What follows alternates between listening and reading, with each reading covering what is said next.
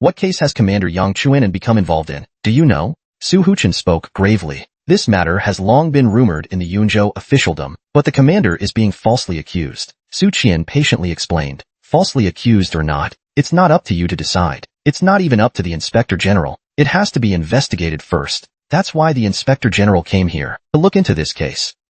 As of now, we do have evidence. That's quite unfavorable to Lord Yang. However, the Inspector General is not acting rashly. He's gone to the commander's office to verify the evidence. But Commander Su, bringing 3,000 troops to the city gates, are pushing Lord Yang toward his downfall. Su Huchen retorted coldly. Stop trying to pin this on me. A secret report came from the commander's office last night, saying the Inspector General stormed the commander's residence, and that Lord Yang was injured by a golden gong. Even if Lord Yang is guilty, there are procedures to follow. Breaking into his residence without going to court, aren't you just trying to extract a confession? Su Qian wanted to slap him and shout, you know nothing. This is called quick, decisive action, leaving no chance for the other side to react. If Yang Chuanan is indeed behind it all, he would have already rebelled by now. Su Qian spoke firmly. The Inspector General has his methods. I know you're not afraid of death, but I still have to remind you, Commander, you can mobilize troops, but don't act recklessly. 3,000 troops won't topple Baidi City, let alone Yunzhou. Su Huchen glared furiously, clearly provoked by these words. Su Qian added calmly, think about Lord Yang. He's still safe at the post house, and he hasn't been convicted of anything yet. Are you planning to condemn him in advance? Su Huchen frowned, showing some hesitation. He was no longer as impulsive. If you start making threats before the investigation is complete, what happens then, Commander Su? If the Inspector General reports to the court that Yang Chuanan is leveraging his troops to make demands, threatening with force, then it won't just be the Inspector General coming to Yunzhou. He turned to General Li. General Li, you have close ties with the commander. If you won't trust my words, then at least trust his. Li Miaozhen said solemnly. Indeed, the current situation is unfavorable to the commander, but using force is not the right path. Commander Su, don't act rashly. Give the Inspector General some time. Su Huchen's face was grim, and he was calculating furiously. He and Lord Yang had been comrades in arms. Li's loyalty naturally leaned toward Lord Yang. Since General Li himself said so, Su Qian snuck a glance at Li Miaozhen. If force could have solved the issue, number 2 would have done it already. The commander's office could only mobilize troops under Baidi City's jurisdiction. As for the rest of Yunzhou's prefectures, although they were under the commander's administration, the commander had no direct authority to command them in battle. In wartime, the court appointed generals temporarily. Because of these limitations, Li Miaozhen's Swallow Army came into existence, but with only 3,000 to 5,000 troops, they couldn't challenge the Inspector General's authority. It would only be a senseless sacrifice. Su Huchen let out a cold snort. This general can wait. But if Zhang Xuanfu can't give me a satisfactory answer, it won't matter if I agree. My brothers under me won't. Su Qian finally relaxed. In such conflicts, it's crucial not to act recklessly. You have to know when to bide your time. If the other night watchman had handled it, it would have been a mess. As for the next steps, he'd leave it to the Inspector General to worry about. Meanwhile, at the commander's office, Inspector Zhang, just finishing the accounts, was still seething with rage. Useless. All of them are useless. That Yang Chuanan deserves death. Even if he isn't the mastermind, his negligence alone warrants exile or forced labor. You're all part of the commander's office, supplying military goods to the bandits. The sheer scale is appalling, and yet the entire Yunzhou officialdom turned a blind eye. You're all guilty. As Zhang Xuanfu walked past his captain, he realized something shocking. Nearly a quarter of the military provisions sent to Yunzhou each year had gone missing. This included weapons, gunpowder, firearms, and iron ore. At that moment, a copper gong barged in without knocking. Inspector General. Commander Su Huchen, under Baidi City's jurisdiction, has assembled 3,000 troops outside the south gate. He says if Yang Chuanan isn't released, they'll enter the city. Zhang Xuanfu felt his heart sink. He knew entering the city was a polite term. What it really meant was an assault. He asked urgently, when did this happen? What's the situation now? The copper gong quickly replied. Commander Su gave an ultimatum. He demanded you see him within half an hour. That time has long passed. However, Su Qian and General Li Miaozhen have gone out to negotiate. The current situation is unclear. Zhang Xuanfu felt his scalp tingle. He had never imagined Yunzhou's troops could be so aggressive. While he knew Su Qian was skilled in solving cases, he also knew that Su Qian was a newcomer, with little experience in life-and-death situations, let alone dealing with an unreasonable army. Zhang Xuanfu grabbed the copper gong by the collar and roared, "Who sent him?" The copper gong thought for a moment and replied, Su Ningyan insisted on going himself. Originally, the Silvers had planned to keep Yang Chuanan here and hold the city until reinforcements arrived. Su Ningyan said he'd take responsibility. Zhang Xuanfu's expression softened slightly. To be fair, Su Ningyan's approach was more prudent and appropriate. The court's usual response to mutinous soldiers was to appease the majority, and then eliminate the ringleaders as a warning to others. If we can avoid bloodshed, we should. However, this clearly exceeds Su Ningyan's expertise. With that thought, he quickly made arrangements. Master Song, notify Wu Cheng's forces immediately. Have them gather reinforcements and head for the southern city gates. Meanwhile, all Yamen officers mobilized to maintain order within the city. After setting things in motion, Zhang Xuanfu and old Jiang galloped toward the city gate. Zhang Luzhong felt worried, but not about an assault by Wei Xi's troops. He was concerned for Su Ningyan's life. As time passed, they neared the southern gate. Zhang Luzhong's ears twitched slightly. He listened intently for a moment, and then, with relief, said, "Inspector General, no need to rush. No battle has broken out." Zhang Xuanfu froze for a moment, then reined his horse from a gallop to a trot. Still unsure, he asked, "Really?" Zhang Luzhong nodded. Zhang Xuanfu breathed a sigh of relief. It seemed the situation was relatively stable. After a quarter of an hour, they arrived at the southern gate. Zhang Xuanfu pulled his horse to a stop near the city wall, lifted the hem of his robe, and rushed up the steps. The square-jawed centurion, seeing Zhang Xuanfu, let out a long breath. "Inspector General, you're finally here." A clearly anxious Zhang Xuanfu immediately ordered, "Lower me down in a basket."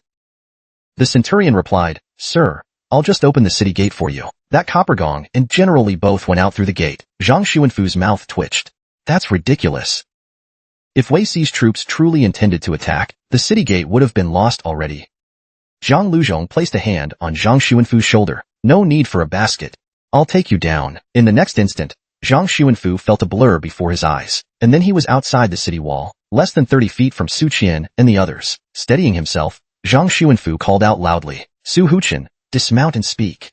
He dismounted immediately, saluted Zhang Xuanfu, and said, "Greetings, Inspector General." Zhang Xuanfu gave a cold laugh. "You've got some nerve. Even if I ordered General Luo to execute you right now, I could still bring your 3,000 soldiers under control. But let's cut to the chase. You just want to save Yang Chuanen, don't you? If Yang Chuanen is truly guilty of a capital crime, would you still try to rescue him?" Su Huchen stiffened and said, "Yang Durun is innocent." Zhang Xuanfu's expression darkened. "I'll ask you again.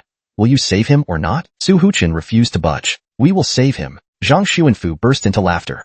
"A man with true backbone. I respect that. However, as for Yang Chuanan's case, it's too early to draw conclusions. If you believe in Yang Duren's character, then I will assure you this. If he is innocent, I will clear his name." With that, Zhang Xuanfu suddenly turned stern. "But bringing troops here without permission is a capital offense."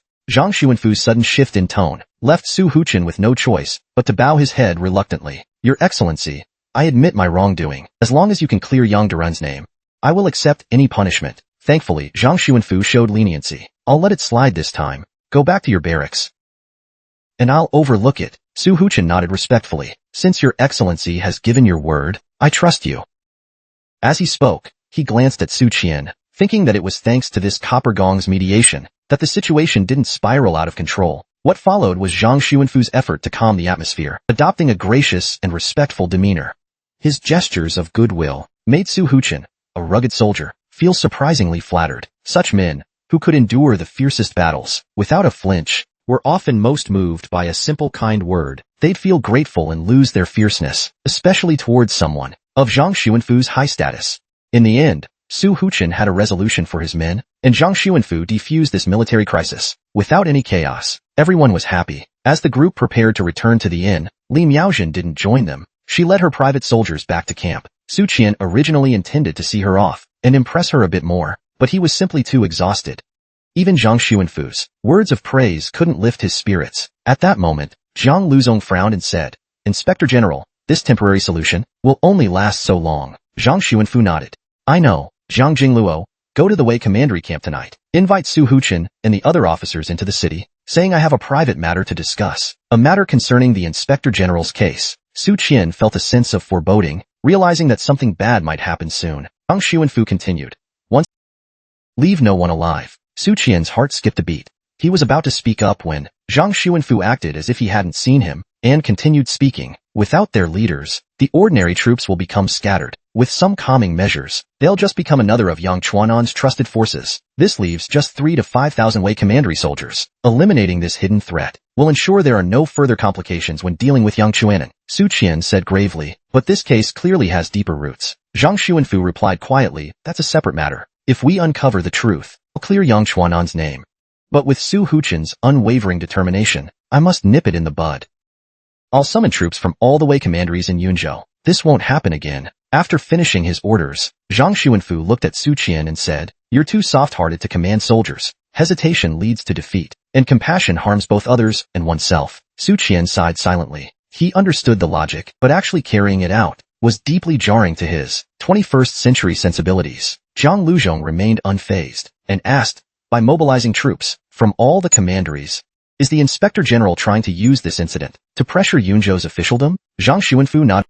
If Yang Chuanan isn't the mastermind, then the real perpetrator must be in this city. Any official of rank 4 or higher is suspect. I'm taking precautions to prevent them from acting recklessly. After returning to the inn and drinking a bowl of tea, the gatekeeper, one of the Tiger Guards, entered to report, Inspector General, the Song Ministry's official, and several other gentlemen request an audience. The three of them exchanged glances. They knew this moment would come. As they had anticipated, these Yunzhou officials were here to pressure the Inspector General. In the inn's main hall, the Song Ministry official led a large group of officials. In a grand entrance, he declared, Inspector General, since the evidence is conclusive, we hope you'll promptly make a decision. Su Qian's expression darkened. If the mastermind was among these men, it made sense that after the Inspector General had verified the evidence, they would incite the officials to pressure him. But they were in a rush. The Wei commandery troops had just withdrawn, and they couldn't wait to force Zhang Xuanfu to deliver a verdict on this case. It didn't seem like the methodical maneuver of a seasoned plotter. Instead, it suggested that Liang Yuping still lacked clues, leaving him anxious and on edge, so much so that he was eager to push Yang Chuanan forward as a scapegoat. The more impatient they were, the more likely they were to reveal their hand. It was possible that the recent tension, executing Su Huchen and other officers, and mobilizing forces from the Wei commanderies, the Governor-General can rest easy. Let's play along with the mastermind for a bit. So, for now, delaying things is enough. Indeed, Zhang Xuanfu immediately agreed to the officials' demands, but claimed he still needed to interrogate Yang Chuanan privately today, and would consider the case tomorrow. After dismissing the officials, Zhang Xuanfu sipped his tea, musing that time was running out for them, to frame Su Huchen and test Yang Chuanan as a suspect, to mobilize the troops and test the mastermind. Once the truth came to light, the opposing side would surely retaliate viciously. Su's wife and others had planned everything out for tonight. They could send someone disguised as a local, and have provisions ready to go. Just as he finished speaking, an officer entered urgently. Your Excellency, he said, a group claiming to be from the Fushun Escort Agency is asking to see you. Zhang Xuanfu frowned. Fushun Escort Agency? From not far away, Zhu Guangxiao replied. That's the group we encountered on the road to Yuncheng, the one attacked by bandits. Fushun Escort Agency is also known as Fushun Merchant Guild. Back then, I returned the belongings of their owner, Zhao Long, to his family. Following the address, I ended up at the Fushun Escort Agency. After saying this, he cast a disdainful glance at two others. It was those two who shirked responsibility, leaving me to handle it all. Zhang Xuanfu nodded. Then let them in. Soon, three figures entered. The leader, a burly man, clasped his hands respectfully. I am Zhao Rue, the new head of Fushun Escort Agency. Greetings, Governor-General Zhang. Zhang Xuanfu asked, what relation are you to Zhao Long? Zhao Rue answered sorrowfully, Zhao Long was my elder brother. Upon hearing of his tragic death, our family was overcome with grief. With that, he knelt, kowtowed, and said tearfully, I thank your Excellency for avenging my brother. Then he stood and explained his purpose. Beyond expressing my gratitude, I also have another matter. Everyone was stunned. They took another look at the three men. Only then did they realize that the men were wearing the attire of escort guards, not official uniforms. Zhao Rue continued, yesterday, a mysterious guest came to the escort agency, saying they wanted to deliver an item to your Excellency. The guest claimed it concerned a fugitive wanted by the court, and insisted that I personally hand it over to you. At this point, Zhao Rue hesitated, scratching his cheek. Your Excellency, I know this is against protocol. Fugitives should be turned over to the authorities, but the payment offered was simply too much. Zhang Xuanfu turned to glance at Zhang Luzong and Su Qian. Zhang Luzong's eyes held both alarm and anticipation, as if realizing something, while Su Qian's gaze was cloudy and unfocused. His pupils were dilated, and he seemed distracted. Zhang Xuanfu sighed. It was clear he regretted choosing to promote Su Ningyan now, given his current state. He mused that for most people, a single promotion cycle was their limit. Normally, Su Ningyan should have smoothly been promoted upon arriving at Yunqing. Who would have thought he'd be so capable? Realizing he'd wandered off topic, Zhang Xuanfu shook his head and said, "Bring it up." Zhao Rui obeyed, ordering the escort guards to deliver the package. All eyes were fixed on the man with a sack over his head. This man appeared to have an injured leg, walking with a severe limp. Zhang Rui stepped forward immediately and removed the sack, revealing the man's face. It was covered in blood. His skin was rough, and his piercing dark eyes stood out. This was the former commander-in-chief, Jin. His reputation and past deeds were well known to Liang Yuping. Zhang Xuanfu drew a deep breath and said, "Announce it formally." A constable stepped forward and carefully examined Liang Yuping's face. People traveling the rivers and roads often use disguises, usually just human skin masks, but such masks were easily seen through by those with keen eyes. "Just check the teeth and you'll know," one said. As for more advanced disguise techniques, they're often the work of high-ranking experts, beyond what most people can achieve. After examining the man, the officer turned back and nodded at Zhang Xuanfu. "He's the one." Zhang Xuanfu let out a breath of relief, then glanced sideways at Su Qian. Understanding the signal, Su Qian quickly ascended the stairs to fetch 3 reclusive mages. "Look at the 3 escorts downstairs," he told them. "Confirm whether they are lying." Meanwhile, downstairs, Zhang Xuanfu declared, "This man is indeed a wanted criminal of the court. Who is that mysterious guest?" Zhao Rui shook his head. "I don't know. The person wore a cloak and hood. I couldn't see their identity." The white-robed mages downstairs studied them carefully, then said seriously, "They're not lying." From upstairs, Su Qian shouted, "Zhao Rui, did the mysterious guest say anything else?" Zhao Rui bowed and replied, "They only instructed us to deliver this man to the station for your excellency, stating that he's a fugitive wanted by the court." Su Qian pressed further. "Anything else? Did they say something like, grasp the moon and stars? No one in the world is like me?" Zhao Rui firmly shook his head. "No." "Did they turn their back on you at any point?" Zhao Rui looked frustrated. "No." He muttered to himself about how strange the questions were. Su Qian nodded in resignation. "It's what I thought." He suspected this was the work of a certain notorious figure, but had no proof. Though both questions had been denied, it didn't necessarily mean it wasn't that man. Once Liang Yuping was brought to the station, they would surely probe further into the Cinder's identity. Even though the suspect might seem erratic, he wasn't foolish enough to leave obvious evidence. By all logic, this kind of life-saving opportunity was exactly what that man longed for. Could it be he had no choice but to remain hidden? After a few more probing questions, Zhang Xuanfu, he had Hu Binwei escort the guest out. Then Zhang Xuanfu climbed up to the 2nd floor. "Bring him to my room. I will interrogate him personally." Zhang Xuanfu sternly fixed his gaze on the limping man. "You are Liang Yuping." Liang Yuping laughed. "It seems your excellency," Zhang Xuanfu declared, "you killed the owner of the dog meat shop at number 15 Huanghua Street, then disguised yourself as a street vendor to hand over the accounts, all to frame Yang Chuanan. Who else is behind this? Tell me everything in full detail." Liang Yuping sneered. "If I talk, will your excellency spare my life?" Zhang Luzong coldly interjected. "Your death is certain, but we can make it quick. If not, you'll get a taste of the watchman's interrogation methods. Try them if you dare." Su Qian couldn't help but shudder inwardly. In the Watchman Bureau, the chief interrogator was Nangong Qianrong, a vicious individual who had devised hundreds of cruel and inhumane methods of torture. He even had over 100 new torture devices made by craftsmen. One, known as the standing punishment, involved hanging a heavy iron weight around the prisoner's neck. Over time, the prisoner's neck would gradually throb and ache, and being forced to stand would become sheer agony. Within 2 days, most would perish from unending pain. In Nangong Qianrong's torture codex, there were no fewer than 100 such slow-kill punishments. While Zhang Luzong wasn't on the same level as that man, he had certainly absorbed his cruel methods. Liang Yuping gave a bitter chuckle. "It seems I have no choice. I'm not lying. This leg of mine was indeed broken by someone. It's just that the person wasn't Zhou Ming." He continued, "I was born in Yunqing.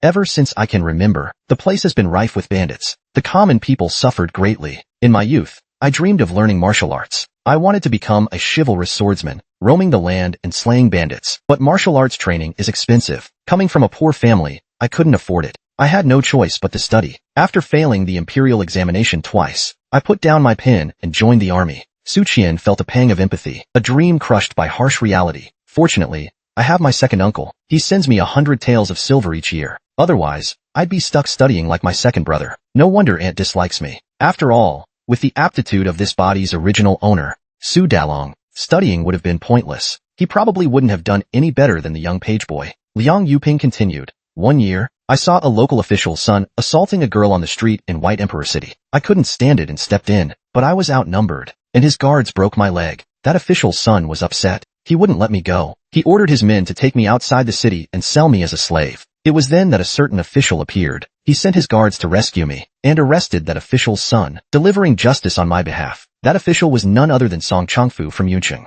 The room fell silent. Everyone's jaws dropped in shock. But Zhang Xuanfu didn't seem too surprised, as though he had guessed it already. Su Qian stole a glance at Zhang Xuanfu, and noticed his expression was strange, both complex and heavy. After all, any official ranked 4 or above in White Emperor City could potentially be the mastermind. It seemed the corruption in Yunqing's bureaucracy ran deep. Old Zhang seized the opportunity to ask, "Who captured you?" Liang Yuping shook his head.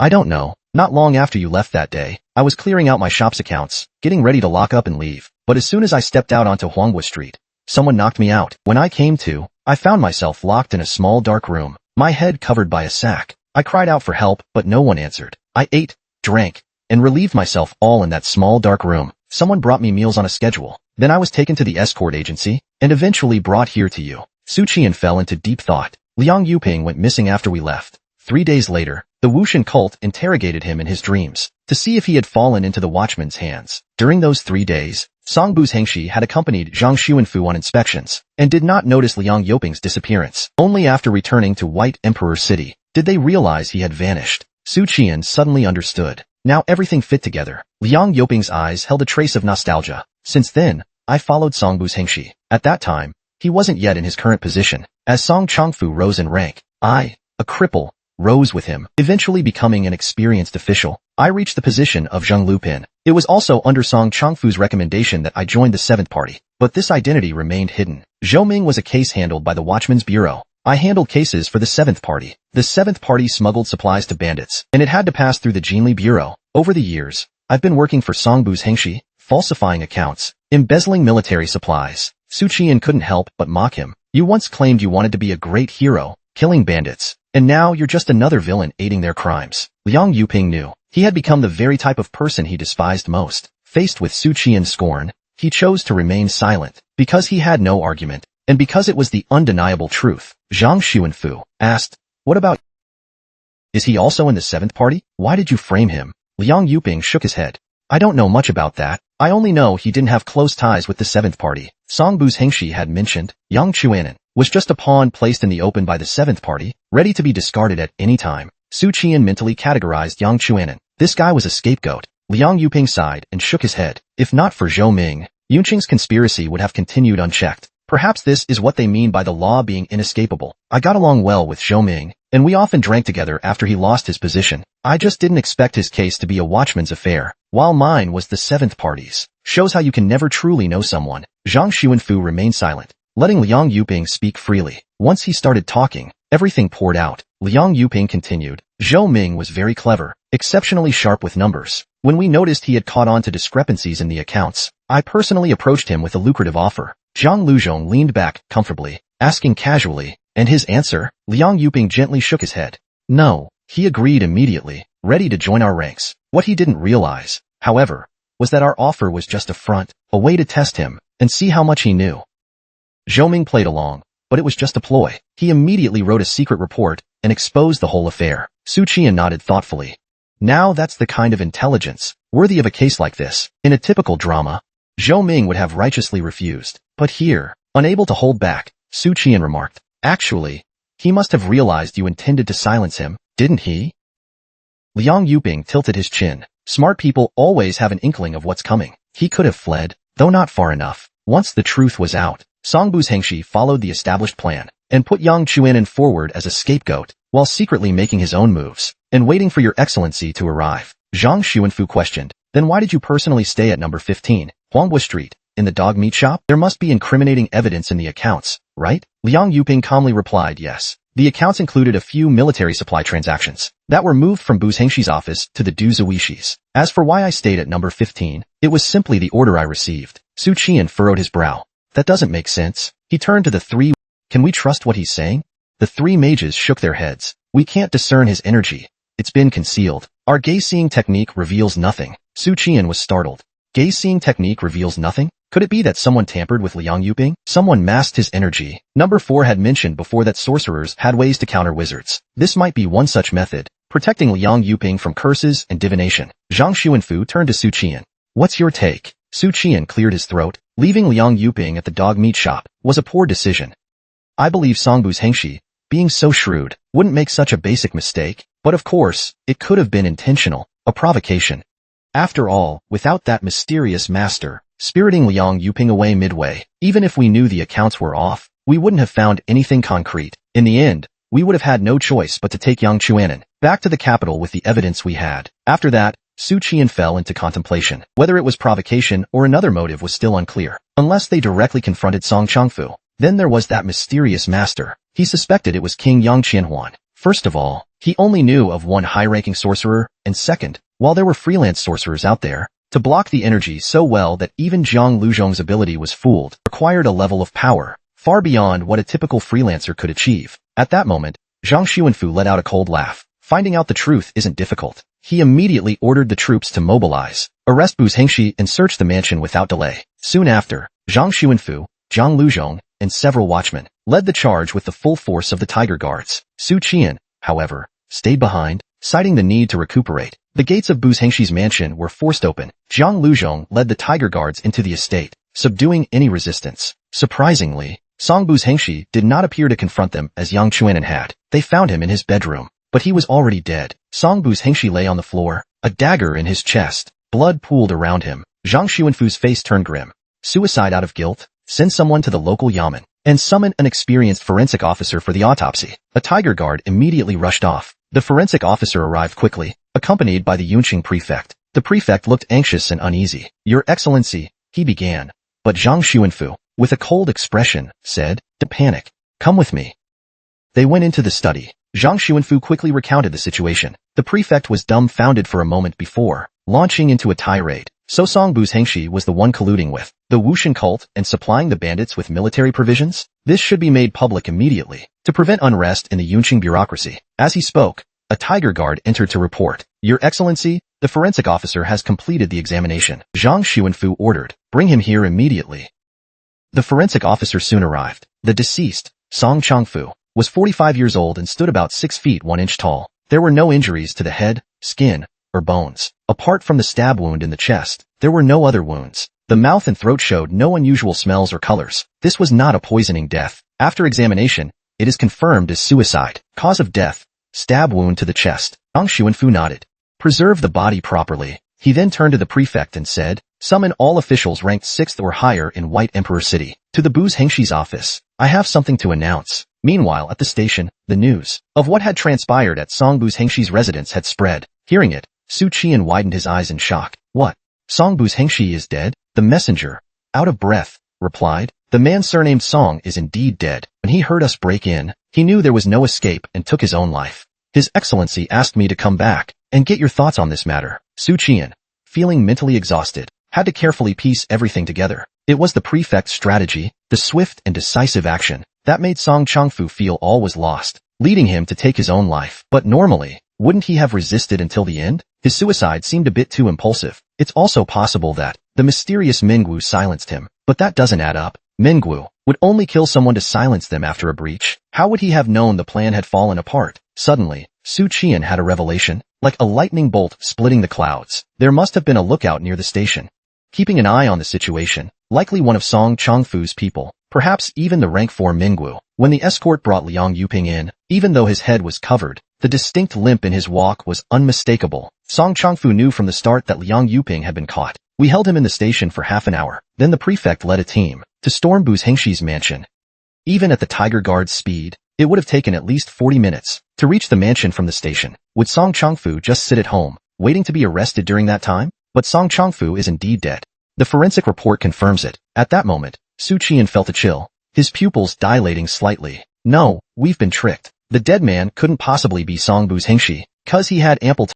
There's no reason he would just sit at home and wait for death. The likelihood of Mingwu silencing him is low as well, since the situation hadn't reached that point. He had enough time to retreat. There was no need to go to extremes. As for why they'd fake a suicide, the reasons were twofold. First, Song Bu's Hengxi might also be a scapegoat. Killing him and silencing him would cut off any leads, while creating the illusion of a guilty suicide to confuse Zhang Xuanfu. Second, Song Bu's Hengxi might be stalling for time. When we discussed the case earlier, Zhang Xuanfu and I agreed on one thing. If we pushed the other side into a corner, it would end in a bloody confrontation. This is why Zhang Xuanfu twice carried out unorthodox assaults, not wanting to give the enemy time to react. If this is about stalling for time, then the body of Songbu's Hengshi must be a fake. But as an experienced forensic officer, how could he fail to spot a disguise? Unless the forensic officer is also an accomplice. If all these deductions are correct, then His Excellency is in grave danger. The thought of Zhang Xuanfu being in peril sent a chill down Su Qian's spine. Zhang Xuanfu was accompanied only by the Tiger Guards and Jiang Luzhong, while most of the watchmen remained at the station. Jiang Luzhong was formidable.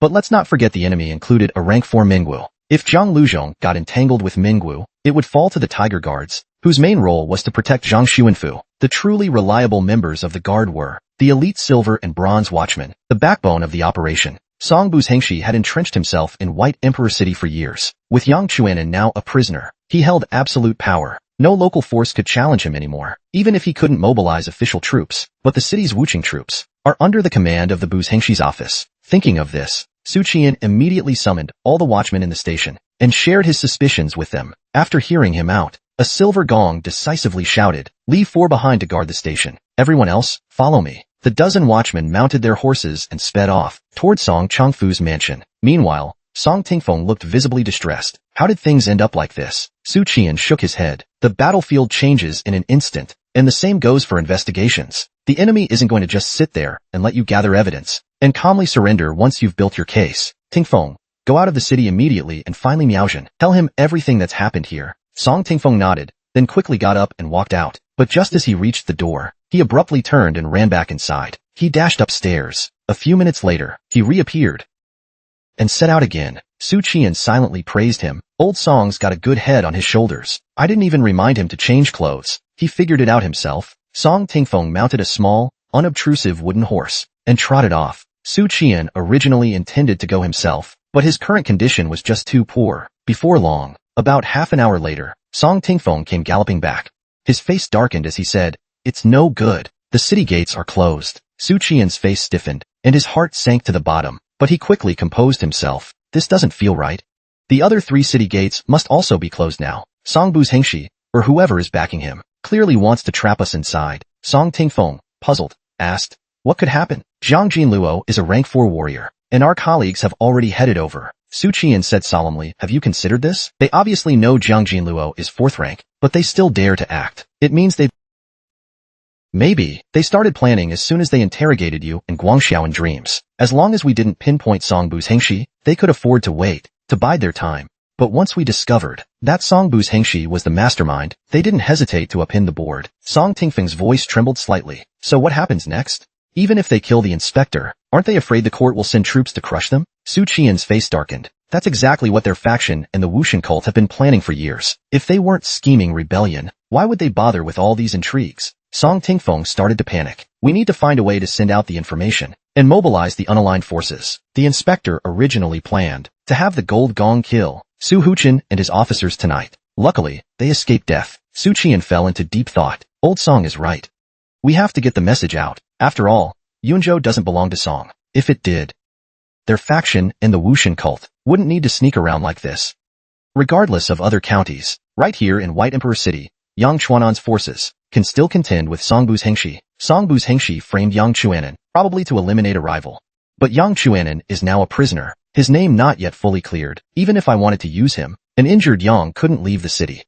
Zhu Guangxiao, who had been silent for a long time, said grimly, "Kill." What's the procedure? Song Tingfeng shook his head. Right now, we only have 4 bronze gongs at the station, facing several hundred city guards or more. It's not feasible. Once I reach the barracks, notify the Fian army to counterattack. But by the time they act, the chaos in White Emperor City may already be over.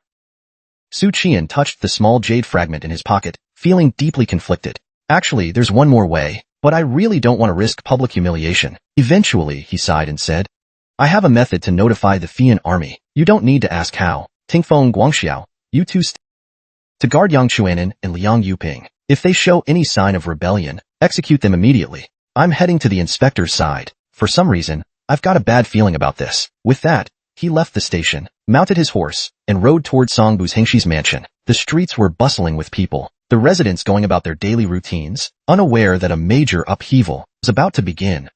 but it was none of their business. Life would go on regardless of who ruled Yunzhou. Su Qian guided his horse with one hand, while pulling out the jade shard with the other. He didn't transmit directly to number 2. Instead, he reached out to Daoist Jinlian first. Daoist Jinlian, have your injuries healed? Daoist Jinlian replied almost immediately, thank you for your concern, I've fully recovered.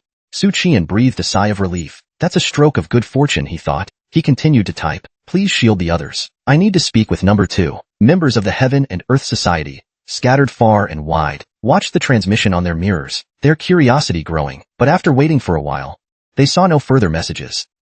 They realized that their shards had been temporarily silenced. This form of censorship was infuriating. Soon after, Jinlian sent another message. Number 3, you can speak now. Only number 2 and I will see what you write. Su Qian couldn't help but think to himself, have they already lost internet access? Daoist, I'd really prefer you didn't see my messages. You may be calmly observing my moves now, but when I end up socially humiliated, I'd rather have fewer witnesses. Su Qian hesitated before sending, can number 2 see this? Li Miaozhen quickly replied, what do you need from me now? Daoist Jinlian abruptly interjected, shall I step aside? Su Qian, secretly relieved, responded, yes, Daoist, thank you. Daoist Jinlian chuckled, and promised, Don't worry, I won't tell anyone. Su Qian, slightly annoyed, thought, damn it, Daoist. Your love of cats, make sure you keep that habit, because I'm going to expose it one day. Taking a deep breath, Su Qian wrote to number 2, what I'm about to say is very important. Don't hesitate or question it. Just act as soon as I'm done. Before hitting send, he mentally added, and try not to dwell on my public humiliation. I do have some pride, after all. Li Miaozhen's elegant eyebrows knitted together. Number 3's message was odd. He was far away in the capital, yet the urgency felt immediate, as if it was happening right here. Su Qian sent another message. The true mastermind behind the Yunzhou case is Songbu's Hengxi. Inspector Zhang cracked the case and planned to apprehend Song Chongfu with a decisive strike. But Song Chongfu realized the danger in advance, deceiving the inspector and the watchman while secretly locking down the city gates. White Emperor City is now a death trap. Number 2, you must deploy troops to assist. Li Miaozhen was momentarily stunned. The mastermind is Songbu's Hengxi, so the Wuxian cult's Qidong faction is linked to Song Chongfu? Song Chongfu is one of their people? There was no time to overthink. If what number 3 said was true, then unrest in White Emperor City was imminent. No, it may have already begun. If Inspector Zhang met with an accident, the entire Yunzhou will spiral out of control. Zhang Luzong is a rank 4 martial artist. If a fight breaks out, the city's citizens will inevitably be caught in the crossfire. And that's only the beginning of the chaos. Come spring, the court will surely dispatch a large army to attack Yunzhou. Under the fires of war, how many innocent lives will be lost? But then, suddenly, a flood of questions swirled in her mind, all condensed into a single thought. How does number 3 know all this? Number 3 is all the way in the capital. How does he know what's happening in Yunzhou? With trembling fingers, Li Miaozhen sent a message. How do you know about this? But after sending it, there was no reply for a long time. Frustrated, Li Miaozhen scolded Susu, ordering her ghostly maid. Then, not wasting any more time, Li Miaozhen angrily transmitted, if you don't tell me, I won't send a single soldier. Faced with her threat, Su Qian tried one last time to resist. Actually, I was given a mission by the academy. I secretly traveled to Yunzhou, he said. Li Miaozhen snorted coldly in reply. Do you take me for a fool?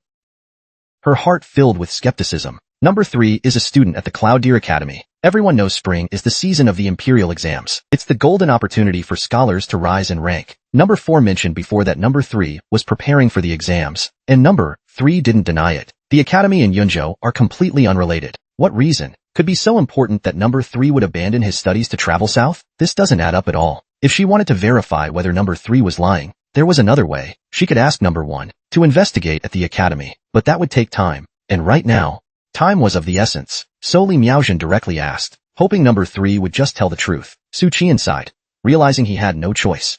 All right, I'll come clean. I'm coming clean. Yes, I am Su Qian. I am number 3. Li Miaozhen was stunned on the spot. Her beautiful oval face froze like a sculpture. Number 3 is Su Qian? She felt as if something inside her was breaking apart. Her mind roared, chaotic and disoriented. Number 3 wasn't the upright, kind-hearted, justice-driven scholar Su Tsigio. Instead, he was the despicable, shameless, hypocritical, lecherous night watchman Su Qian. To be honest, she had a good impression of number 3. He wasn't like number 1, who was cold, deep, and always lurking. Nor was he like number 4, seemingly gentle, but actually incredibly arrogant. As for numbers 5, 6, and 9, each had their own quirks. But in her eyes, none of them matched up to number 3. Yet it was all a lie. Her chest rose and fell violently. Shameless, she thought. Utterly shameless. If number 3 was indeed Su Qian, then that day, when she earnestly sought help in the Earthbook group chat, asking for their analysis on the case, and later, with a bit of pride, boasted to Zhang Xuanfu and Su Qian about how she had cracked the case. Thinking back on it now, her chest heaved even more violently, and she felt a strong urge to draw her sword in anger. At that moment, Su Qian must have been silently mocking her, thinking, "This fool actually believes me." The mere thought of it infuriated her. Meanwhile, far away in the capital, Taoist Golden Lotus gazed at the Earthbook fragment for a long time, waiting for further messages from number 3 and number 2. When no more came, he muttered, "They could at least tell me the conversation's over. This Su Qian lad talks big without a script, and now he's exposed himself. Now he'll be too ashamed to show his face." Suddenly, he heard a cat's meow outside the room. Golden Lotus instinctively perked up, but then the orange cat, which had been grooming itself, froze in place. Moments later, the orange cat leapt onto the courtyard wall. Taoist Golden Lotus, meanwhile, fell into a faint smile. He seemed rather satisfied with the current state of things. Su Qian glanced at the jade shard one last time. Number 2 didn't mock, scold, or berate him. Instead, she kept a ghostly silence. He was a little surprised, but also somewhat prepared. The beautiful general must have recalled the overconfident remarks she made that day. This is the upside of shared embarrassment. Everyone gets their turn. With that, he steadied himself and concentrated, calling out in the sea of consciousness, "Great Master, I'm in danger. I hope you can help me."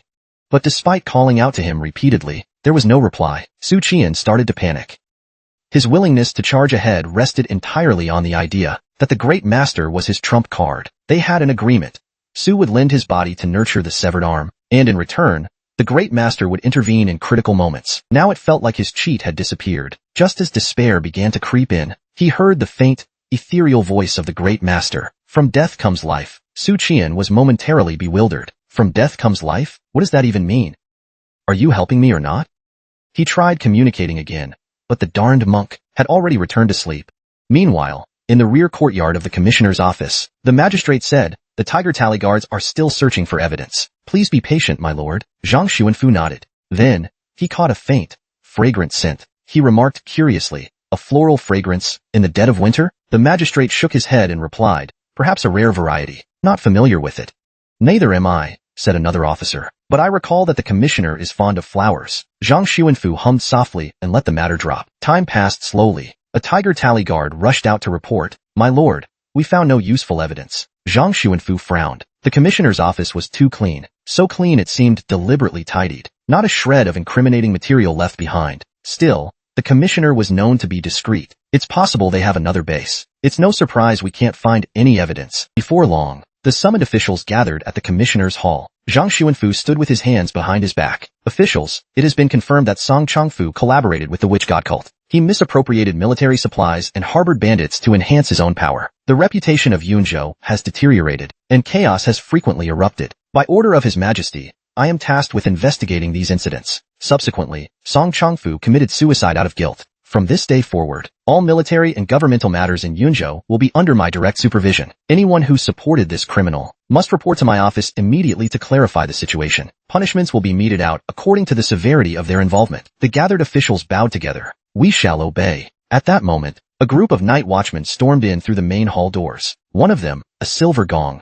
carried a man in his grasp. Zhang Luji squinted at the figure in the silver gong's hands. His eyes widened in surprise. It was the commissioner's coroner. Zhang Luji asked, "What's going on?" The silver gong quickly explained. "After hearing Su Ningyan's analysis, we rode hard to the commissioner's residence. But when we got there, it was empty. The magistrate had already left. Following Su Ningyan's suggestion, we re-examined Song Changfu's body. That's when we discovered that the bloodied face was actually a human skin mask." Zhang Xuanfu's expression shifted. Shock turned to gravity, and then his features settled into a neutral mask. The silver gong continued, "So we apprehended the coroner and rushed here with him." The commissioner's hall fell into a heavy silence. Understanding dawned. "So that's it," someone murmured. Zhang Xuanfu turned to the coroner. "Who instructed you?" The coroner was filled with fear. His gaze darted repeatedly toward the back corner. There stood the magistrate. The magistrate sighed. Calmly, he admitted, "It was I." Zhang Xuanfu snorted and said no more.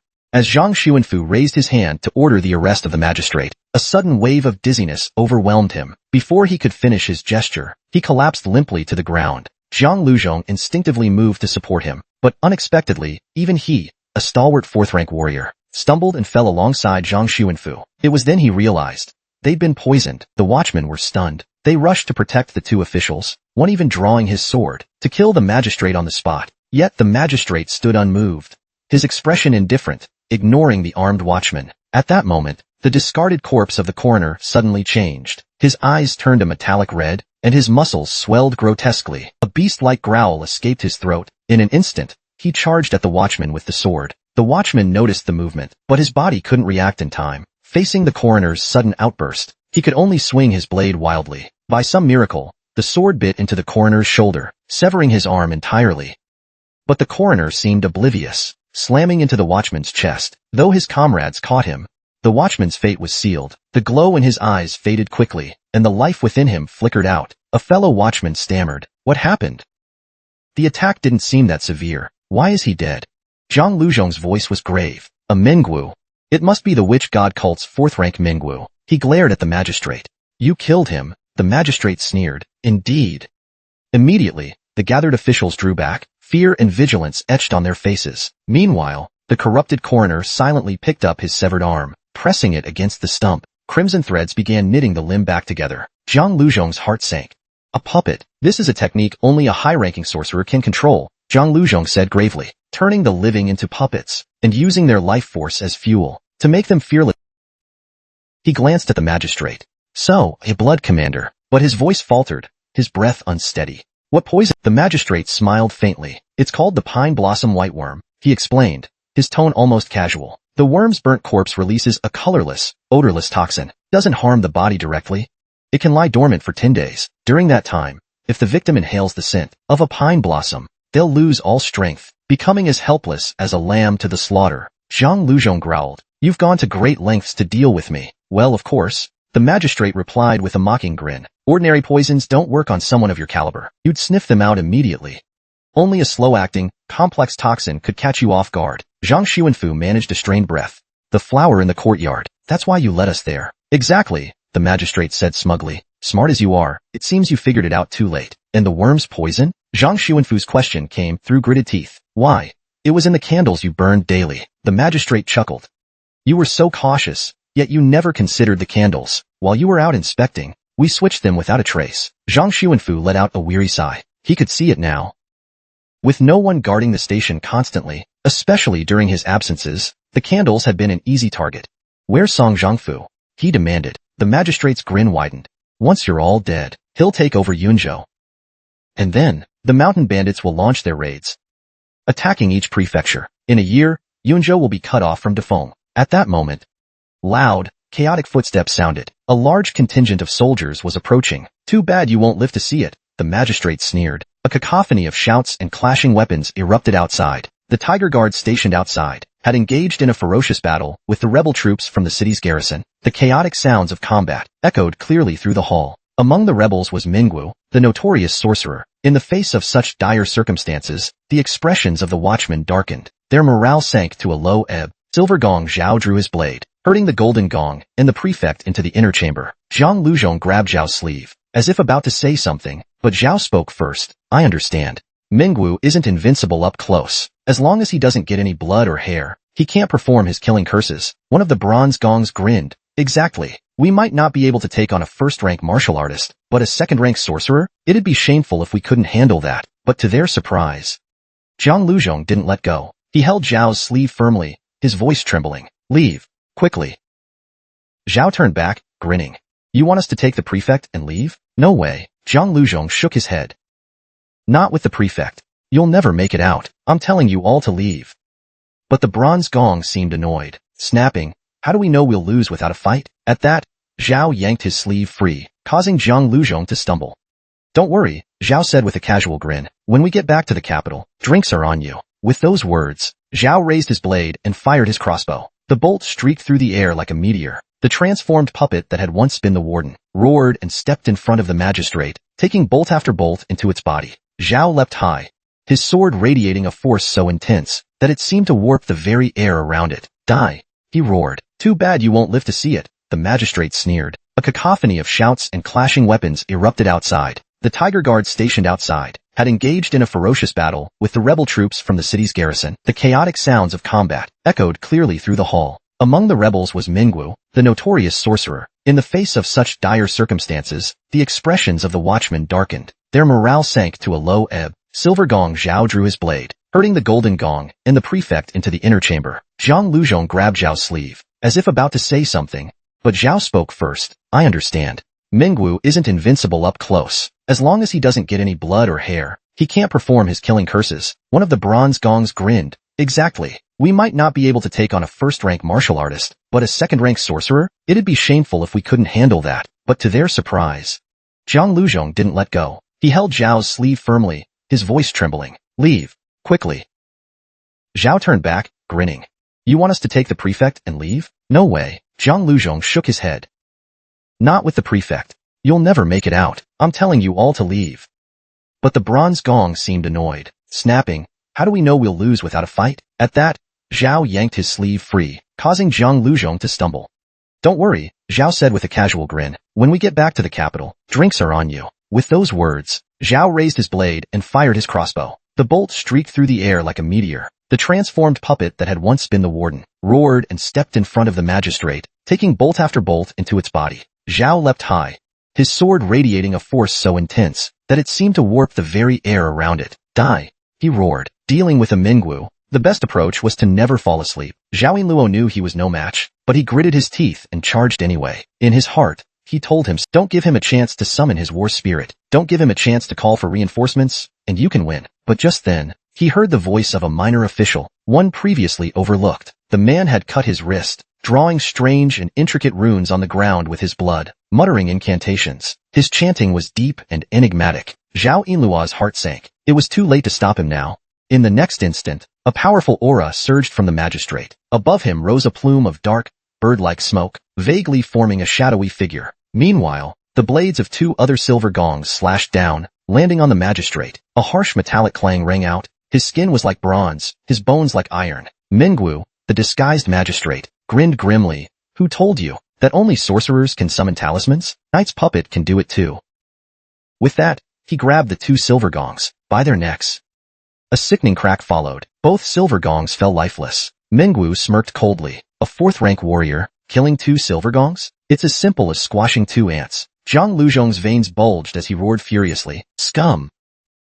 The remaining bronze gongs were petrified. Only now did they realize the silver gong's earlier confidence had been mere bravado. Sorcerers might struggle in close combat, but a fourth rank was still a fourth rank. Zhao Yinluo shouted, Cowards! We have to buy time for Zhang Luzhong. 2 incense sticks worth. But reality was unforgiving. The magistrate, Mingwu, raised his hand. Mengwu's energy coalesced into his palm. With a forceful downward strike, a shockwave rippled through the air. The tremor spread outward. Mingwu knew his time to summon the war spirit was limited. The true challenge was yet to come. Seizing control of Baidi City, rallying mountain bandits to attack the regional seats. It all had to be accomplished before the imperial court could react. They had to capture Yunzhou. We, the Wushan cult, have plotted for years. Today is the day we reap the rewards. With a mighty punch, his energy roared through the air, resounding like a beast's roar. Zhao Yinluo gripped his long blade with both hands, bending his knees and shouting with fury. He swung. This was the finest swing of his life. The blade's energy exploded. The long sword shattered. The protective artifact on his chest cracked, and Zhao was sent flying into the main hall. The entire hall shook violently. Zhang Luzhong's heart skipped a beat. He rushed over in panic, only to find his subordinate lying in a pool of blood, barely alive. His chest was caved in. None of his bones remained intact. His internal organs were in ruins. Zhang's entire body trembled uncontrollably, but the rage in his chest, he could no longer vent. The silver gong took ragged breaths. Blood pooled at the corners of his mouth. On his blood-streaked face, he forced a grin and said haltingly, Head, let me tell you something. This year, I secretly took another concubine. She's 18 and so tender, but I didn't dare keep her at home, fearing you'd find out. You always tell us, no more than 500 taels a year per gong, no extorting more than 10 coins from commoners, no more than 3,000 from shops and taverns. You know what? Behind your back, we all joke about you. You're the only one in the whole world who sets rules even for corruption. We obey you on the surface, but behind your back, we've been doing as we please. Otherwise, how would I afford so many concubines? Sorry, boss, to disappoint you. Don't grieve for someone like me. According to Duke Wei's rules, I should be dragged to the market square and beheaded. Old Tang loved to drink. If you make it out alive, make sure to pour him a few extra cups of wine at Qingming every year. One last request. I don't want to die in a foreign land. Take me back to the capital. The light faded from Zhao Yinluo's eyes. Zhang Luzhong staggered forward, cradling his subordinate's body in his arms. He knew it was too late.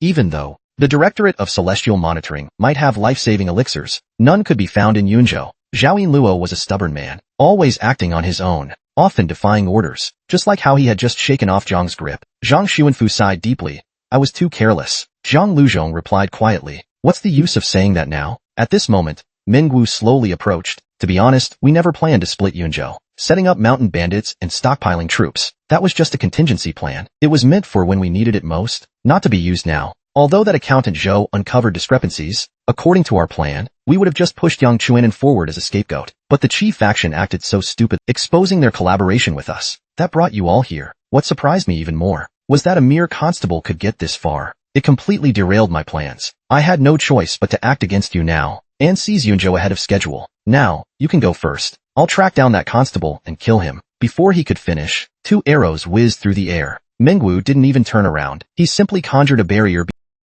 The arrows struck the barrier and shattered. Only then did Mingwu look back, noticing figures atop the wall. A figure stood tall on the wall, holding the celestial sword. It was a gift from Songqing, a powerful artifact, but now, it had transformed into a warship. It could only be used 3 times in its lifetime. Su Qian joked to himself, am I so insignificant?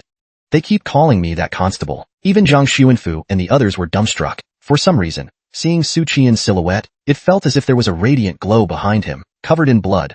Su Qian had fought his way here, but just as he was about to strike a heroic pose, he froze on the spot. His gaze fell upon the bodies of the fallen silver gongs and the injured, battle-weary bronze gongs. His usual mischievous, it turned somber, a quiet, steely resolve, expressionless. On the western gate, a streak of light descended from the sky. With a thunderous crash, it landed on the wall. Wearing a soft Yulin armor, her high ponytail tied up, and a crimson cloak billowing in the wind, Li Miaozhen stood atop her spear. Her voice rang out, why are the gates closed? But the general didn't reply. Instead, he drew his blade, pointed it at Li Miaozhen, and shouted, kill on sight. The order echoed sharply. Dozens of arrows were loosed upon her. Li Miaozhen's gaze turned cold and fierce. No explanations, just attacks? Fine then. No need for words. She slapped her satchel, and ghostly winds surged forth, wrapping around the arrows, altering their paths. The arrows narrowly missed Li Miaozhen. Her waist-sheathed flying sword unsheathed itself, turning into a silver flash. It darted through the ranks of the city defenders, reaping lives with abandon. Meanwhile, the sound of galloping horses grew louder. The Fian army had finally arrived. The captain, clad in bronze and iron armor, wasted no time. His sword pointed at the city gate. He gave the order to attack. The ghost Su Su gracefully landed on her spear. Master, it's been so long since you used your flying sword. This flying sword was an artifact granted to Li Miaozhen by the heavenly sect. She rarely used it, but every time it was unsheathed, it meant Li Miaozhen was in a foul mood. Li Miaozhen muttered, I'm angry. Su Su tilted her head curiously. Is it because the Inspector General was attacked? Li Miaozhen's temper flared instantly. No, it's because of a scoundrel. Su Su furrowed her delicate brows, but held back her thoughts. Master, has he forgotten that he's the heavenly sex? Holy maiden, the heavenly sex doctrine is detachment, neither joy nor sorrow. Yet, over these years, she's become increasingly impulsive, more and more intolerant of evil. She had transformed herself into the righteous and spirited Flying Swallow Heroine. This title of Flying Swallow Heroine was largely due to her flying sword, agile as a swallow, striking unseen. Only secondarily did it come from her zeal for justice. Wherever there was injustice, she would fly to it. The Flying Swallow Army once again demonstrated its prowess, swiftly breaking through the city gates, charging in forcefully. Li Miaozhen descended lightly, leading the Flying Swallow Army into the city. Meanwhile, in the governor's back courtyard, Mengwu chuckled after a brief pause. There's a path to heaven, yet you don't take it. Hell's door isn't open, but you barge in. Su Qian, perched on the wall, retorted. The one bound for hell is you, you bastard. Zhang Luzhong's expression changed dramatically. Su Ningyan, what are you doing here? Are you here to throw your life away? You can't save us. Just leave. Su Qian stared at the approaching Mengwu, bitterness welling up inside. Do you think I can still leave? Zhang Xuanfu sighed heavily. Su Qian, was this really necessary? Su Qian showed no outward fear, but internally he was urgently calling on the monk, Shan Shu. Master, help me take down this guy. But but as Meng Wu drew closer, Shinshu gave no response whatsoever. Su Qian started to panic. Damn it, Master, are you still there? Don't leave me hanging now. Suddenly, runes lit up beneath Su Qian's feet, and a sigh echoed through the air. With the moon in hand, pluck the stars. No other compares to me. Meng Wu's attack struck just then, resulting in an explosion of energy. The bricks on the ground were sent flying, creating an overwhelming display. Yet the attack missed. Su Qian turned abruptly, seeing a white-robed figure standing firmly. The man had his back to them, causing Su to mutter, "About time you showed up, you old ghost." Zhang Luzhong shouted angrily, "Yang Qianhuan, you're in Yunzhou too? Why have you been sitting on the sidelines? Why didn't you act sooner?" In Yang Qianhuan's mind came the reply, "Why should I explain myself to anyone?" But he said nothing. His gaze fell on the fallen constables, and for some reason, a string inside him was plucked. He sighed deeply. "I'm here on a mission. I wasn't here to witness what happened." His job was to keep an eye on Su Qian. Wherever Su went, so would he. When the silver gongs were killed, he wasn't present. Yang Qianhuan's runes expanded beneath him, covering Su Qian. "I'll take you out of here." Meng Wu snorted coldly, stamping on the runes. "Yang Qianhuan, you think you can rescue them from me? You don't have what it takes." Yang Qianhuan replied dismissively, "With the moon in hand, pluck the stars. No other compares to me." Meng Wu, furious, had never seen anyone so arrogant in his life. He gritted his teeth and charged forward. Suddenly, Su Qian heard Yang Qianhuan's voice transmission. "I can only take you. If there are too many people, the runes won't form and they'll be destroyed." Su Qian smirked and said, "Then take this guy along too." He pointed at Meng Wu. Yang Qianhuan cautioned, "There are hundreds of rebels outside."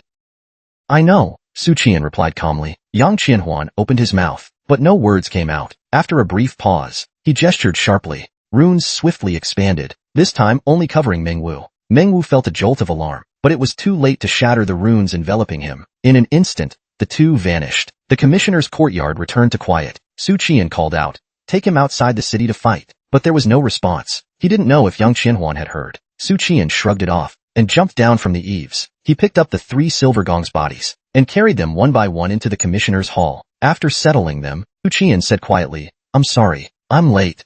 Because the comic team had fallen ill, production had been on hold for a while, and because fans had eagerly awaited Su Qian's iconic moment, the rushed artwork fell short. The tension and impact of the original scene were lacking, so the author decided to redo the chapter. Today, finally, the author updated it again. "That's why we've been waiting for this update. And so have I, Ken Mao." Alright, enough chatter. The key intervention from the Imperial Mage removed the dire threat of Meng Wu. Su Qian and the others could finally take a moment to breathe, but the sounds of battle outside constantly reminded them that the danger was far from over. They were still deep in the inferno. Zhang Xuanfu looked at Su Qian. He asked, "What's the situation outside?" Su Qian answered truthfully, "There are about 400 or 500 rebels left. When I fought my way in, the Tiger Guard was already heavily damaged." The surviving Gong Luo, copper gongs, who overheard, widened their eyes, their expressions filled with despair. Zhang Xuanfu smiled bitterly, resigned. "It seems my fate is sealed today. What a shame.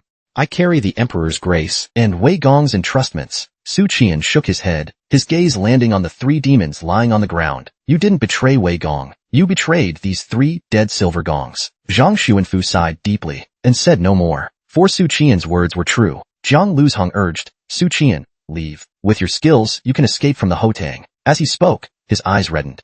"Get out of here. Hurry up. Today, I'll die here with my men. You were chosen by Wei Gong. If you die here too, I won't rest in peace. Wei Gong would dig up my grave himself." At that moment, the rebels outside were advancing closer to the inner hall. This meant the rebels were almost upon them. Their time was running out. Su Qian glanced outside, his gaze dimming. Is there hope?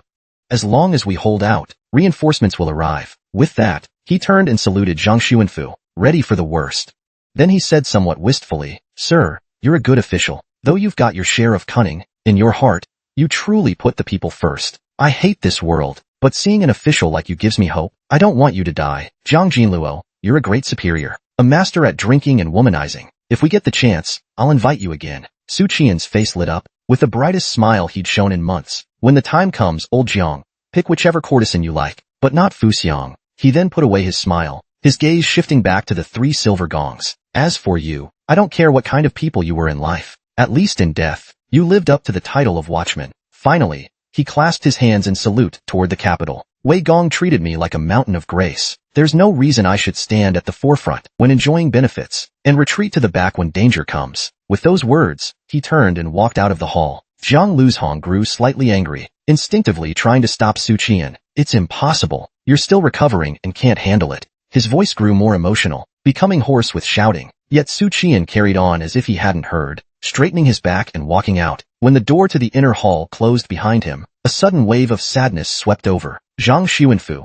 so weak he could be knocked over by a breeze, tremblingly stood up again. He bowed deeply towards Su Qian's departing figure. They couldn't see what was happening outside, but amidst the clatter of firearms, the clash of weapons, and the chaotic battle cries, they heard a young voice rising in song. Boys of chivalry, hand in hand, heroes of wudu, hearts and minds unshaken, loyal to the last breath. One promise is as heavy as 1,000 pounds. Su Qian stood at the courtyard entrance, swinging his blade again and again. One rebel approached, he killed one. Two came, he killed them both. The armor-breaking spells on his steel blade cut through as if slicing butter, much less flesh and blood. At first, Su Qian felt uneasy, his blood-stained hands trembling with fear. But as he kept killing, he grew numb. Most of the rebels were just ordinary people. Occasionally a skilled expert appeared, but even against these elite warriors, to Su Qian, who was half a step into the spirit-refining realm, there wasn't much difference. Unfortunately, his own condition was far too poor, and he couldn't hold out against sheer numbers. His bronze gong weapon could only block attacks to the front, leaving his back completely exposed. Su Qian decapitated 50 enemies in one breath, his internal energy nearly drained. His mind was like a dried-up pond, and he was about to pass out at any moment. But as he pushed through this limit, he was surprised to find a new spring welling up in the dried pond, nourishing his spirit.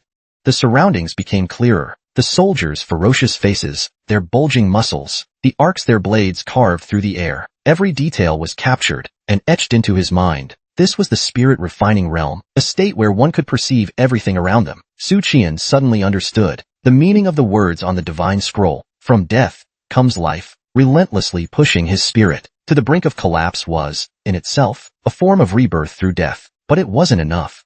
If his spirit was like a high-quality gem, ordinary cultivators entering the spirit-refining realm were like striking it once with a hammer. What he was doing now was repeatedly pounding it, refining his spirit further. Time after time, he pushed the limits on the edge of life and death. When he decapitated 100 more, he hit another extreme. Forcing his way through again, he found a torrent of starlight surging forth, his mental strength leaping forward once more. But while his spirit grew rapidly, his body did not. Each time he pushed his spirit, he also strained his body. Though his spirit was nourished by the spring, his body had no such luxury. Su Qian cursed in his mind.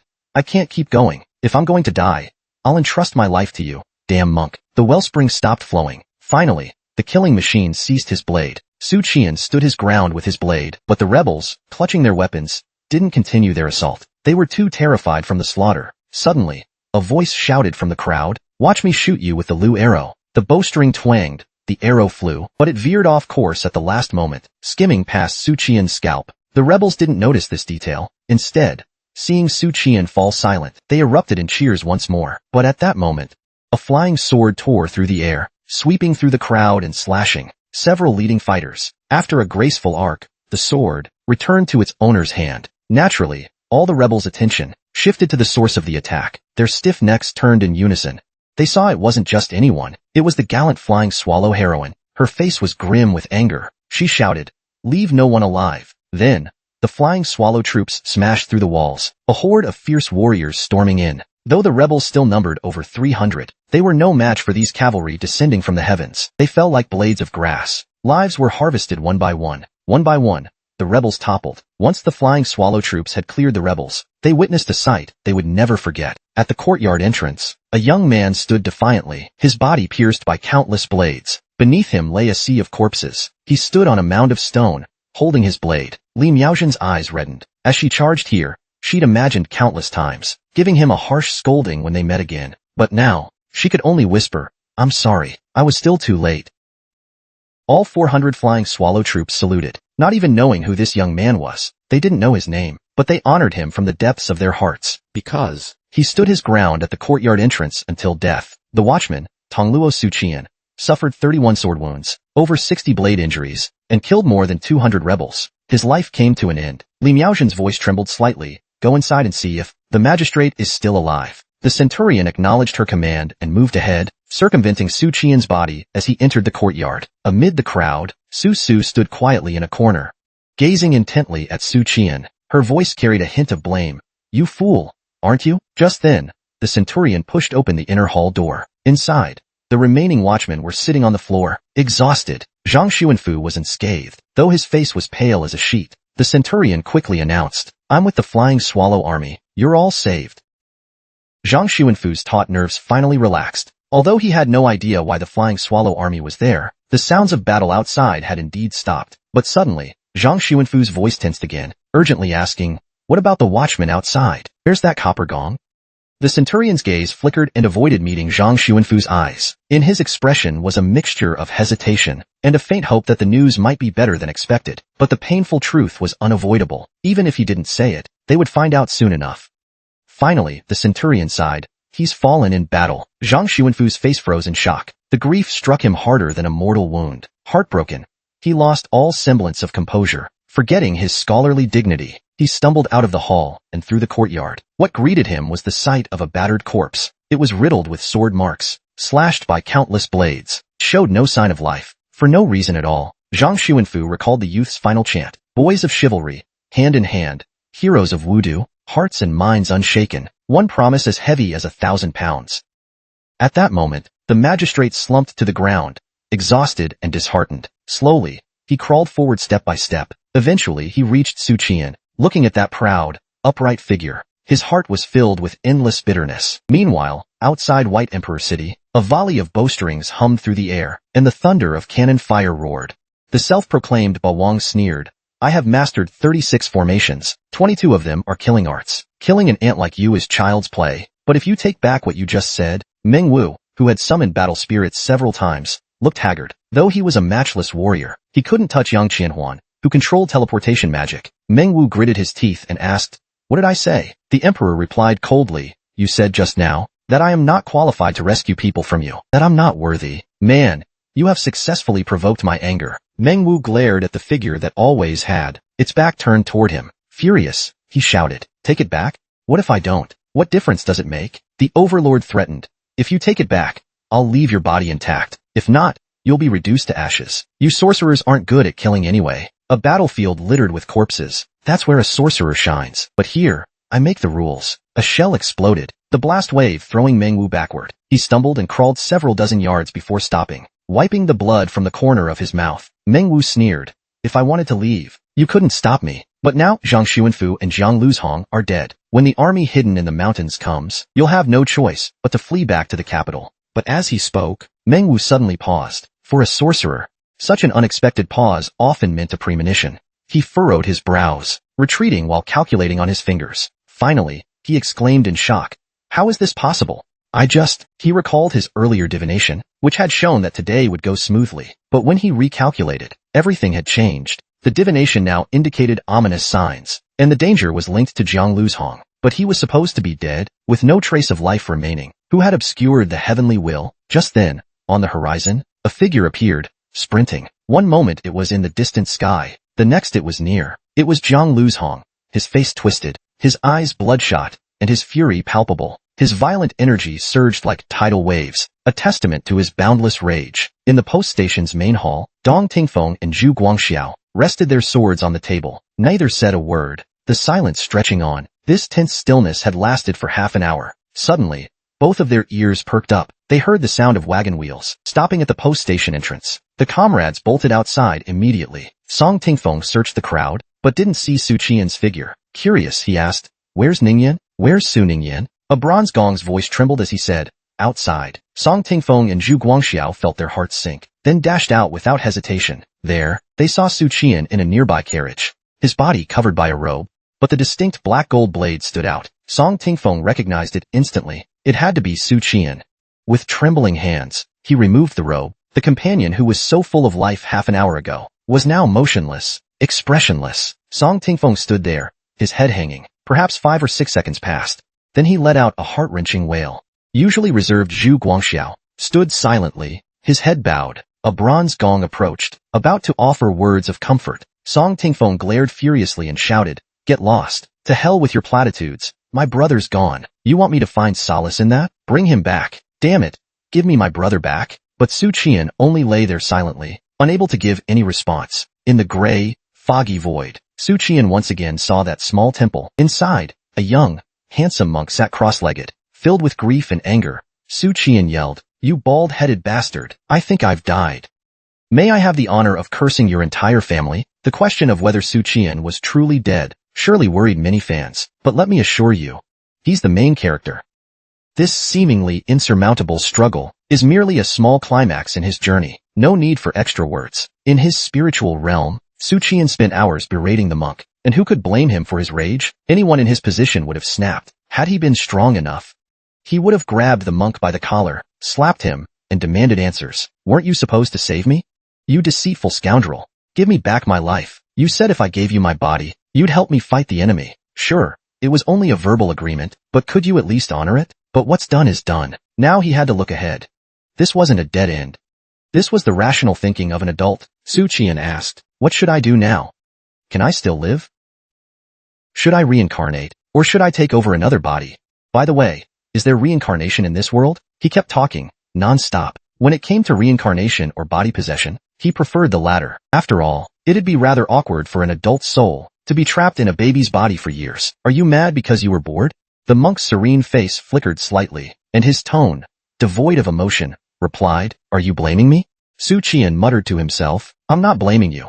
I just trusted the wrong person." Seeing that he didn't answer, the monk changed the topic. "How much do you know about the martial artist system?" Su Qian thought for a moment and said, "Not much." The monk's expression paused for a moment, but then he seemed to speak to himself. Martial artists refine themselves, pitting human strength against the forces of nature. Self here doesn't only mean the physical body, it includes essence, energy, and spirit as one. Su Qian furrowed his brow.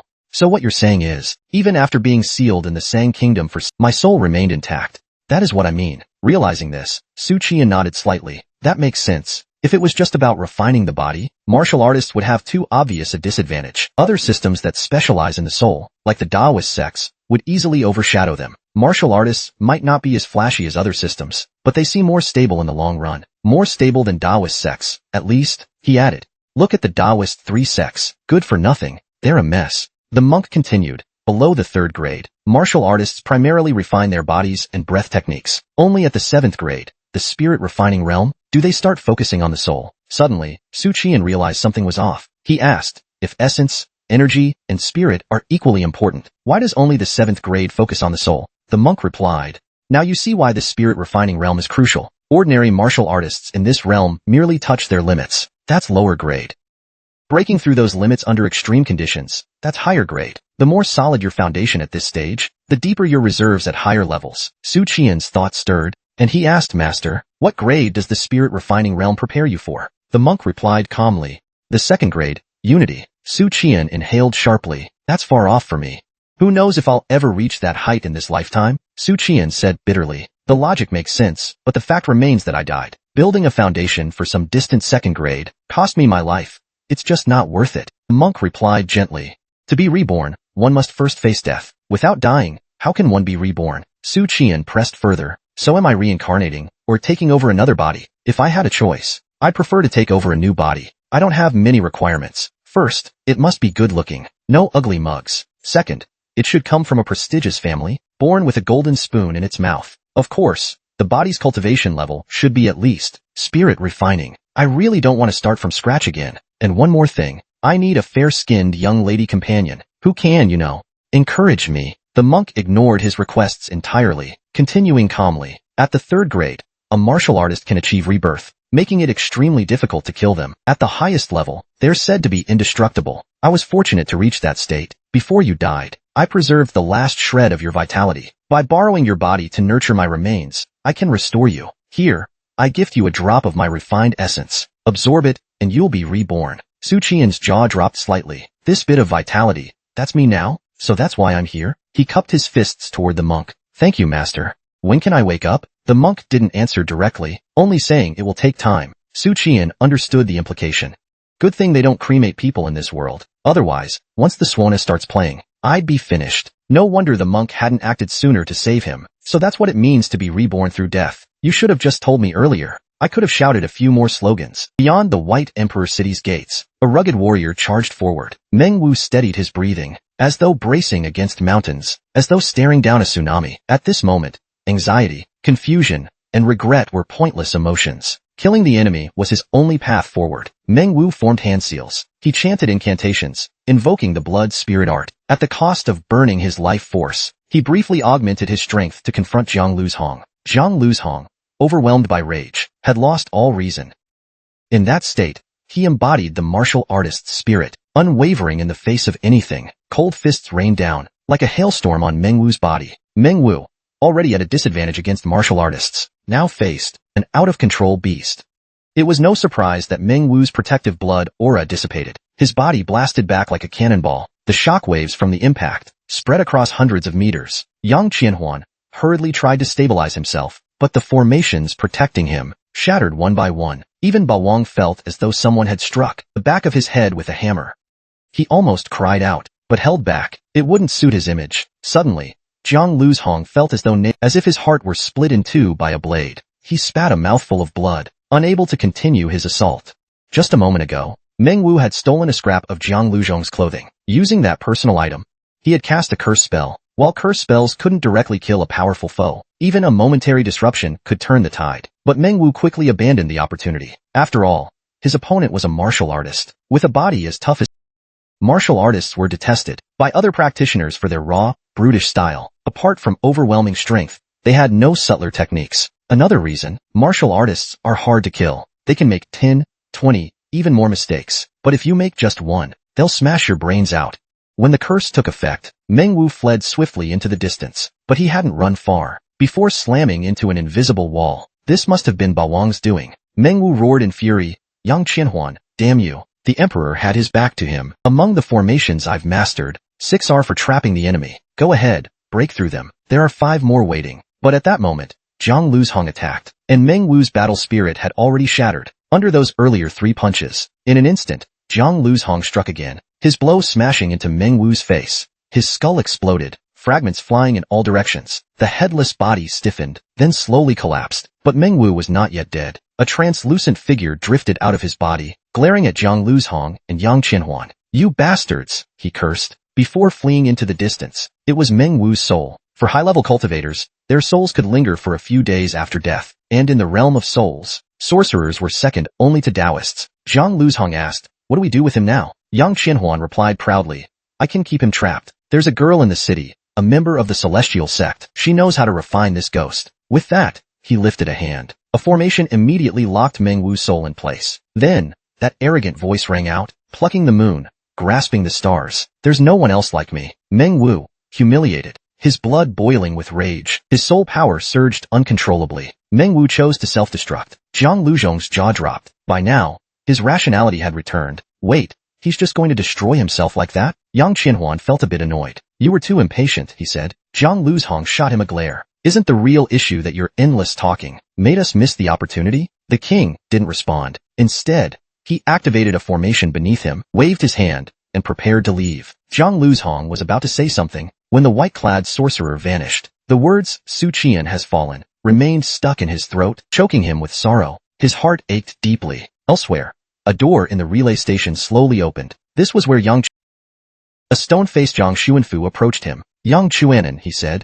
are you willing to atone for your crimes through service? Yang Chuanan immediately agreed, not out of desperation to clear his name, but because at that moment, he saw a storm brewing in the scholar's eyes, a storm that left him shaken. Yang Chuanan departed, and the relay station mobilized the West Guard army into the city, working with the Fian army to wipe out the remaining rebel factions. During the Purge, Zhu Guangxiao and Song Tingfeng led the charge, sustaining multiple injuries before retreating to the relay station to recover. Once Zhang Xuanfu had fully taken control of White Emperor City, Yang Chuanan and Li Miaozhen surrounded Wuqing's military base, seizing everyone from Commander Zheng Luping to the lowest ranks.